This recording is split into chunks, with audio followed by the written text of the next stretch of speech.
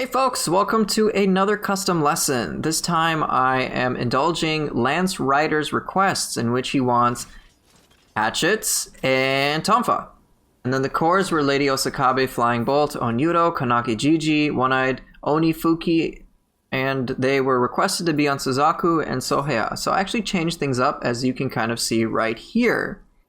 With Suzaku being a fire-based guardian spirit, I really wanted to take advantage of fire attack, simply because you have life drain fire attack, and you've got burn accumulation. These are huge, so there is naturally going to be this encouragement to use fire-based things, so I actually swapped some out. So I have the following cores. Kasha. Why? Because Kasha gives you life drain yokai ability hits, and it is a really powerful core. So being able to have 2 instances of life drain on top of other things makes this a great core to not only scorch your enemies to death, but also to get a lot of health back in the process.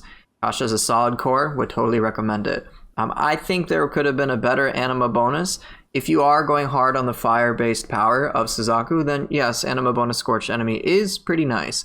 But I found that enemies die a little too quickly, and so that I can't really take advantage of this specific anima bonus. So feel free to substitute this in for whatever you want. I'm actually going to talk about a general issue I had with anima soon enough, but let me talk about the second core, arguably, in my opinion, one of the most important cores that gets greatly overlooked, and that is Skeleton Warrior. So Skeleton Warrior does have, this whole bow and arrow property that you can see here. Shoot things and they can do some fire damage, which does assist with what we have here. But I would say, of all the soul cores that I have in this entire setup, this is the most important to max out its soul rank. You want to boost this anima bonus ranged weapon hit to as high as it can get. I think it goes up to AA at rank 30, which makes a huge difference. I'm just using base rank of C, and it was still pretty good, but AA is just ridiculous. Reason being, it says it costs 4, but you can refund like 1 or 2 anima on its own. So it's a really cheap core, it's a really fast core, and it's solid. It is not something to be underestimated with, and just really accelerates the speed of this setup. I got yokai ability Key Pulse because I've talked about that enough. It's super good. And then I went with the requested Onyudo. I would say this is the second most important core to max out, simply because anima bonus elemental attack is great. So if you are a fan of, say, using the elemental talismans of any sort, or just doing any sorts of elemental damage to an enemy, great. It's awesome. So definitely go max this out if you can too. Onyudo is a tricky one, but there is something cool that I will showcase here, and it is pretty awesome. Let me now get to the secondary core of Sohaya. This was actually a lot of fun for me to work with, and I decided to use these cores instead, as you can see here. So Osakabe I definitely wanted to work in. I didn't think Osakabe would work too well on Suzaku because it's basically just non-elemental damage. I picked whichever core seemed the most appealing. This already has by default anima charge in the Dark Realm, which is helpful. It's no doubt helpful. And then I just picked max yokai ability key damage. I'll talk about the utility of Osakabe in a bit. It's not necessarily just raw key damage. It has a distinct secondary purpose. Sorry, a distinct primary purpose. Next, instead of using Konaki Jiji or One-Eyed Oni, I decided to use Kamaitachi. This one is a whole lot of fun to work with, and arguably one of my favorite cores to mess with, period. And so Kamaitachi is a great damage dealer and can push targets quite a way, and is generally a very fast core that also summons. So it kind of works in place with sort of summoning all sorts of different yokai abilities that we've had, from Skeleton Warrior to Kasha to Osakabe, and now Kamaitachi. I really, really enjoyed this a lot. It's great non-elemental pressure. I would say you don't necessarily need any of these stats. My recommendation would be to have another anima charge bonus of sorts. I think that would have really helped me with one of my overall issues, which was simply generating enough anima. So Sohaya is great, and I'll show you some of the cool things I was able to mix in with it. But before I get to that, let's talk about the last core, which is Fuki. This one has anima bonus purified enemy, which, truth be told, I should have leveled up. That would have helped quite a bit. And then it has yokai ability Key Pulse to complete the package. So Fuki works a little strangely in terms of its hitbox. It's not the best close range. In fact, you don't want to ever really be close range with this. You want to be far away from your target. But yeah, Fuki was a lot of fun. And this combination is a lot of fun to work with. But now I'm going to kind of talk about some of the weaknesses that this setup has, and it's not necessarily just because of the guardian spirits. It's just overall I felt there was a dependency on things like anima generation. So with my soul cores, let me actually get my controller back up real quick. One moment. Yep, okay. So one of the troubles that I had, and pardon me for the delay, is that I did have a little difficulty generating anima, which is what I specifically was aiming for. This setup is phenomenal if you have the anima to work with it, but when you have expensive cores like Kasha, which costs 7, Skeleton Warrior costs the least, Onyudo costs 5, and then if we look at Sohaya, we have a 6 cost Fuki, 7 cost Osakabe, 7 cost Kamaitachi. It can be very troublesome to manage all of these when you just don't have the anima. So my single biggest advice would be to get cores that have good anima generation on them, good anima bonuses on them, and then you'll be good to go. Now, to help me work around this, I actually am not using corrupted weapons this time. I'm using purity weapons. And why is this the case? So you can see I have purity Tonfa, and then I have purity Hatchets. Reason for this is simply because on Sohaya, I have anima bonus purified enemy, which again I should have ranked up so I could get more anima. And then, of course, with the fire-based stuff, you can see that I have Kasha with anima bonus scorched enemy, again, to try to help me generate more anima. And then I was using Demon Horde Tonfa, which does help on grapples. I actually, in hindsight, wish I had put some key damage on here. I don't necessarily need the final blow damage, but yeah, I figured I'd try something new.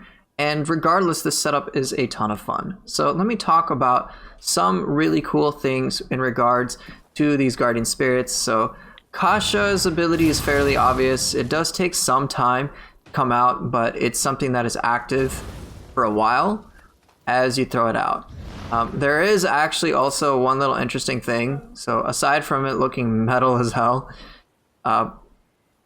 you do actually hit targets with the spine that you are dragging across, which is pretty cool. So you can sometimes hit targets around you before you unleash the actual spinning top, which can be pretty remarkable. So it's not something to be underestimated with. Yes, there is a long startup time before it comes out, but once it's out, you can freely use attacks as you'd like. Now, unfortunately, when Kasha is out, you cannot use other soul cores whatsoever. You have to wait for Kasha to end, which is unfortunate. So make sure when you are deciding to use Kasha, it is something that you are planning to not use other yokai abilities for some period of time. So it is really good as a damage dealer, but it definitely has some drawbacks.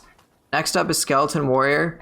Skeleton Warrior is remarkably fast and has very little downtime. Look how soon I can do a guard-based skill. And again, I've talked about input buffering with soul cores. You can see how soon my character blocks. There is a little bit of a downtime to being able to reuse your cores, but being able to get back into the action can feel extra sick with Skeleton Warrior. So it is quite awesome and really fast.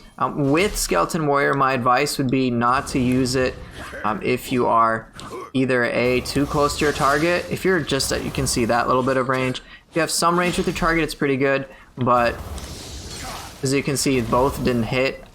Also, I don't necessarily find this core to be... let me knock him down. Alright, let's knock him down. Don't use it on a down target. It just straight up misses. But if you have a little bit of range, it's pretty awesome. Alright, let's kill you. And then next, I want to talk about Onyudo. Onyudo actually serves multiple purposes in this setup. So it's not... Onyudo gets a bad rap for having kind of rubbish tracking, which as you can see, it is pretty troublesome to try to move it around. And so you gotta make sure you can hit your target pretty squarely. But it can present a pretty good power play. Some targets, when they do love dodging, but so it can be troublesome to kind of make sure you're always hitting your target. But it's definitely a pretty good clincher to apply some elemental damage. It is arguably one of the most difficult cores to work with simply because the tracking isn't always the best. But it's a lot of fun. And I'm actually going to showcase something to you which will at least make it seem a little bit more exciting. So right now, as you can see, it is fire-based punches, right? And that's because I'm using a fire-based spirit. Now, Onyudo will take on the element of whatever guardian spirit it's attached to. Now, here's a tricky thing. I'm going to show this to you and I'll try to explain it to you, alright? Alright, let's see if I can do this. Purity-based punches. What? How? Onyudo isn't on Sohaya, and you're right, it's not. So you can actually take advantage of some guardian spirit pre-shifting to have Onyudo not only do fire punches, but also it could do purity-based punches. And if you want to use other elemental-based guardian spirits, whether it be fire, water, lightning, water, or corruption, it'll take on those properties too. Now here's what's going on. So if I use Onyudo and then switch to Sohaya, the punches don't magically change to purity. Basically, there's a brief window before Onyudo fully starts the punches in which you can swap your guardian spirits in order to get the desired elemental property you want, which is why you can have basically purity punches or fire punches if you time it right. So if you pay attention to my controller over here, I'm kind of going to show you the inputs required. So as you can see, this is the default way for me to activate Onyudo. Changing guardian spirits is this for me. So what you want to do is here, watch my button presses. The yokai ability, change stance, and then if I press Onyudo, then I get that, right? But you may be wondering, why am I pressing R1? That's because I am going to switch my guardian spirits just as I press Onyudo to come out. So it's going to be like this. It's going to be 1, 2, 3, and then 4. Really quick. All right, are you ready? So like that. So you'll kind of get the groove of it. It's almost like playing a piano where you move your fingers in a certain sort of fashion. And you'll be able to do it. This takes some practice, and I admittedly still have difficulty with this, but you have the ability to do purity punches on top of fire-based punches, which could make the difference. This core is really powerful, but again, struggles from some tracking issues. So even then, it can be troublesome. I wish I could better control it, but like if you veer off, it can be very damaging. See that? Very tricky. But at the very least, oops, messed that up. At the very least, I have the option of going for purity, which is really cool. So definitely mess with that. Next up, let's talk about the other 3 cores and how they work. So Osakabe is a very, very long animation of sorts. This is the soonest I can respond. Alright? You are straight up committing to this animation. So what's so good about Osakabe? Osakabe staggers and moves targets around, and it can do it twice. It's a huge range power play. It doesn't do the most key damage, but it basically will stagger anything and everything in its path, which is crazy. It doesn't even necessarily do the most damage, but it's pretty awesome. So if you definitely need instant stagger, go for it.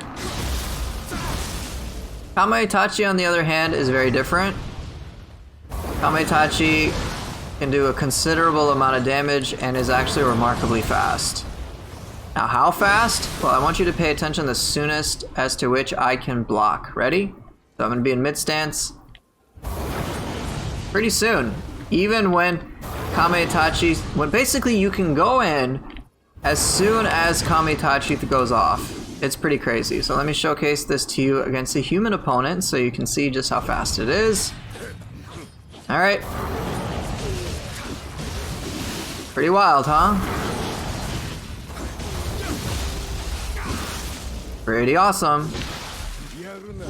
And last but not least, we have Fuki. The one weakness with Fuki is being at close range. I'm gonna be close range, it'll miss. Straight up, it'll just, the projectile won't connect. So what you need to do is make sure you're not at close range, you are just a little bit away, and then you'll get a very powerful hit. So Hatchets is very good at creating distance, so abuse that fact when it comes to Fuki. It is really powerful. Now, let's talk about the weapons before I get into how to mix these two together. Now, Tonfa, and especially with Purity, has the added property of that if your attacks get blocked, you can always do a demon dash to follow up. Or you can do a demon dance. Or demon fang. So you have options to pressure enemies. And so that can make Purity Tonfas really worthwhile.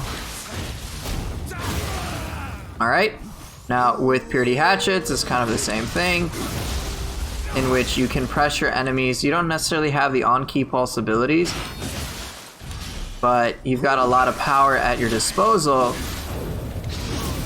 when it comes to pressure. So how are we going to mix these two weapons together? Well, Tonfa is absolutely if you want to deplete a lot of ki in a pinch and stay into the action. And then with Hatchets, you've got the ability to transition into range sort of plays, get close, and then transition back to Tonfas in order to keep a whole host of pressure going. Alright, so it's going to very much be, you are really close range, but there are moments in which you can disengage, and with these cores that you have a lot of ranged capabilities in case you just want to take a little breather in the melee.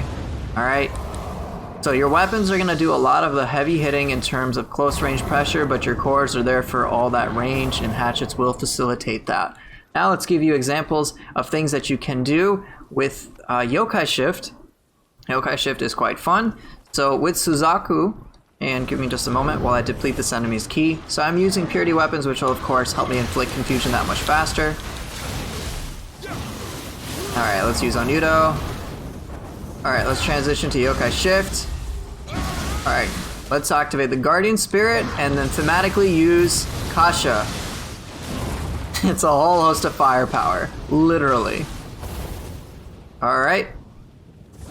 Suzaku's Guardian Spirit attack basically lands at a very specific spot. It is quite powerful, so I find that using Suzaku with Kasha really helps me clear a huge area. Of course, you need to be wary that as you are pressuring an enemy with Kasha, you cannot use other soul cores, so you'll have to rely upon other attacks. But you don't just have to use Sohaya. Sorry, you don't just have to use Kasha. You have many other options to facilitate close range pressure or quick pressure when it comes to Yokai Shift. But I find this to be just like a very much a group sort of clearing. The Suzaku will hit where you land. So bear that in mind. This does feel rather specialist in my opinion. Now, I'm now going to showcase how I work with Sohaya. I had a lot of fun with the Feral Yokai Shift with Sohaya more than I did with Suzaku. I found Suzaku's setup to be a bit more situational, but that all changes with Feral Yokai Shift. Alright, let's pop Yokai Shift, and then here's a cool combo that I like to do. Activates Guardian Spirit, throw out Kamaitachi, charge up, throw out Lady Osakabe, and that usually wrecks enemies. And then of course, if I need to mix things in further, I can use Fuki. And it really just depends how I want to work with it. So it's a super power play. And you can always mix that in, go in. It's just ridiculous. Look at that. Oh, come on, buddy. So definitely really awesome power play potential for Feral. This is why I really like it. Now, what about using these weapons in conjunction with the soul cores? Well, some of these are isolated events, such as Kasha. You know, Kasha is its own thing. Totally right about that. Lady Osakabe is also kind of its own thing. And like I said, these are meant to complement your ranged sort of abilities when your setup is mostly going to revolve around lots of pressure plays. So for example, let's see what I can pull off. Come on, don't dodge me, buddy. Unfortunately, as you can see there, using impenetrability from the Tonfa does not allow me to get a safe sort of Fuki problem-solving material, but I don't know how to word that. But you can definitely use Skeleton Warrior in its place. The Skeleton Warrior does give you a good amount of range, which is awesome. Now, Onyudo, again, when an enemy is low on ki or you just want to smash them to bits, it can be really handy. But again, the tracking can be quite an issue, so you need to be very careful. Kasha, on the other hand, is an isolated thing if you just want to smash and you need life health or any life recovery in general. Kamaitachi is a fun one that you can use on its own. Didn't work out. But Kamaitachi I like to use in conjunction with the Hatchet tech, which can be really awesome. Look at this. Isn't that beautiful? That is awesome. Can always dodge back, get that Fuki distance. Alright, let's give it Onyudo. Onyudo also isn't the best at zero key comboing, but it's really good for pressure in general. So yeah, this is a lot of fun. It's definitely really cool. You'll see me in the upcoming gameplay video taking advantage of my range, oddly enough, by creating spacing whenever I can with hatchets, using the ranged soul cores, and then if I need to re-engage with power plays, I absolutely can. And just as a reminder, do make sure when you decide to go with this setup to get all sorts of anima bonuses. I should have actually boosted this up to the highest rank that I could, so whatever anima bonuses you can take advantage of, do so. That is the only weakness I would say that comes with this setup overall in terms of build stuff, so max out the soul core ranks that have anima bonuses that you can work with, and you'll have a wonderful time. In any case, it's time to now get to the gameplay showcase. I'll see you guys in a bit. Alright, it's time for the usual gameplay showcase, yada yada yada. I'm using the same buffs just to help with my life regeneration. And now you're going to see some pretty crazy destruction in close range. So even Karaoke, who's a rather, I guess, aggressive opponent, it can be remarkable what you can do at close range. And when I couple it with Confusion, it can get extra dirty too. Now I'm trying to take advantage of the Boulder Breaker into a Wild Surge. I missed the Wild Surge, but I pretty much compensate for it with Skeleton Warrior, which is great. And I got Confusion, and so this red Karaoke doesn't really stand a chance, all things considered. And then, yep, Feral Burst counter into the grapple feels extra awesome. I'm using whatever attacks I can, sending a flurry of pressure, and with that anima bonus I'm gaining from a purified enemies, it's like they're dying faster than I can talk. But it's pretty cool when all the stars align. Of course, it can be tricky when they don't, which is I think a few of those moments happen here, and I'll explain what I think would be helpful. I'm going to try to showcase the value of a few things, but one thing I wanted to mention from my burst counter guide is that if you do, you can actually key pulse a whiffed phantom block. It's pretty handy, so purity weapons are certainly pretty awesome. But here, I'm just trying to take advantage of various anima bonuses, which is why you'll see me mindfully switch from Suzaku to Sohaya so that I can get the appropriate just anima bonuses in general. But again, if you have good anima bonuses, you'll be in good shape. Now, the one weakness, which I don't feel I talked about in the explanation parts of this video, is that I do not have access to the Brute counter whatsoever. So there are a few attacks that I just will never be able to counter, so I have to rely upon basically depleting this enemy's ki. And it's a little tricky with the red Nuppeppo, and so you're going to see over the course of this portion of the video that I am very close to depleting him from max ki, but I'm never able to quite do so. What I wish I had done is added a little bit of ki damage to my weapons. I didn't. I should have. But if you add melee ki damage to your weapons, it helps quite a bit. Also, just having more anima to spam soul cores helps too. You can see I get close, but just not quite, and it just feels a little bad. So make sure to get a little bit of ki damage on your gear, and you'll be in good shape. I was trying to showcase something, but just my fingers messed up, and that was really unfortunate. I was trying to... Oh yeah, and then I whiffed that burst counter. Man, it was just such a bad storm. I was trying to showcase how you can do a near instant Boulder Breaker to punish Nuppeppo. I think this time I do it. And so yeah, it's a pretty good punish. It's pretty handy, but I'm really desperately trying to get him out of max ki so I can transition to Yokai Shift. But I'm just barely unable to do it. And then it looks like I'm having a little difficulty inflicting purity. I think I forget the reason for that exactly. But yeah, now I'm doing a multiple enemy fight, and I'm just trying to use Jutsu to take out multiple enemies. For whatever reason, that burst counter did not impact the curse from Nuppeppo, which was, again, a little annoying in the moment. So now I'm just like, you know what, let me just kill these Gaki real quick, and then I can get back to the main course. Well, not really the main course, but the main enemy. I think this time it does work, where I do get the feral burst counter, and so now I feel like I have a little bit of an edge. So I'm, again, really aiming to try to get him out of max ki. So you'll see I'm just throwing everything at my disposal, and then I go into Yokai Shift, and then that combo I showcased a bit earlier in the explanation portions of the video. You can see Sohaya, Kamaitachi into a charge, into Osakabe, and then Nuppeppo's dead. It's such a huge power play to have access to, and then now I'm just killing the Gaki. And then I believe I put my Yokai Shift away, and then the final enemy is Benkei, who's going to get more or less obliterated from all of this. So one of the strategies with Benkei is pretty much with the Hatchets you can keep your distance, because he's pretty much a close range fighter with the exclusion of a few attacks. Now, this burst attack I cannot counter as far as I know. I usually use Brute in this scenario, but I just had to avoid it, which sucks. I want to be able to work against it, but given the fact that I'm not using a Brute Spirit, I just can't. So for the most part, what I'm trying to do strategy-wise is get him low on ki, and then when he's out of ki, then I'm going to inflict the fire debuff so that I can keep him out of max ki for a while.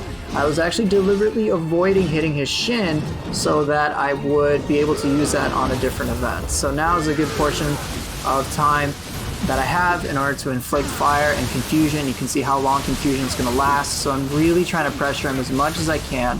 And what would have really helped is if Onyudo's tracking was better, but more than that, if I had just been able to use more soul cores, have more ki damage on my character, and it would have just been even more powerful than I'd like. So now that I wasn't able to get the grapple, I decided, alright, I'm going to break your shin and get half of your total ki out. Osakabe for an interrupt, which I didn't time too well, but now that he's out of ki, now I can inflict confusion, and with purity being a major factor in that, not only is the debuff duration on him great, but also, you know when he just tried to buff, a few moments ago? Yeah, guess what, that's just not...